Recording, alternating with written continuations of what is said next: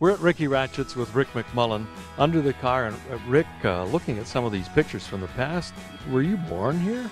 Well, my family had a service center since 1972. I spent a lot of my summers there, cleaning the shop and earning my stripes.